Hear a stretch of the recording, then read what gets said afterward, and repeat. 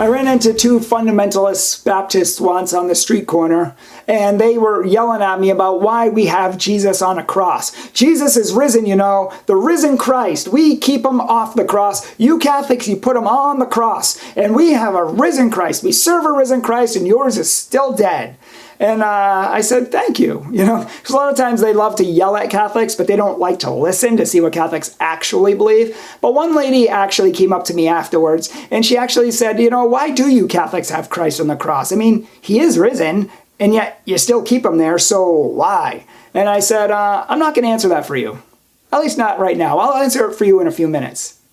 Because I wanted her to forget it. I wanted her to get out of her pre-programmed thinking to understand what Catholics really believe. So later on, when she wasn't even expecting it and she wasn't even thinking about it, I took a crucifix, which is the cross with Jesus, you know, still crucified to it, and I put it in her face and I said, don't think, what is the first thing that comes to your mind when you see this cross? And she immediately said, Jesus and how much he loves me and how he died for me for my sins so that I could go to heaven. And without him, I would be damned in hell. But because of him, I have salvation forevermore. That's what he did for me on the cross. I said, bingo! Yes! I said, that is exactly why Catholics have crucifixes, because it's a reminder of what Christ did for us on the cross. We also have crosses, I told her, that have no Jesus on it. They're resurrection crosses. They're just crosses. But we also have crosses as a perpetual reminder of God's love for us. And she's like, okay, that actually makes a lot of sense. And I said, biblically it does too, because St. Paul said he preached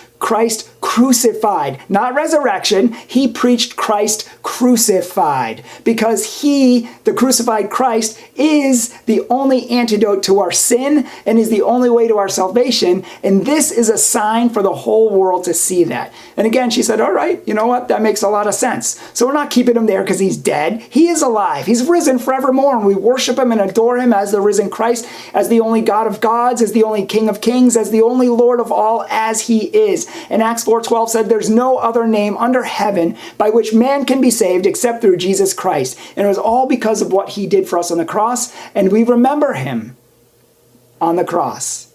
So the question of the day today is, what do you have in your house? Do you have a cross with Jesus on it, a crucifix? Or do you have a cross that has no Jesus on it? Or do you have both? So let me know in the comments below. And if you could take a second just to like this video, I would very much appreciate it. And take a second to share it with others because the message is important. And there's a lot of misconceptions about Catholicism out there, like we're worshiping Jesus on the cross. Not so. It's not what it's about. So as always, thank you for watching and may God bless you abundantly. May the risen Jesus bless you abundantly.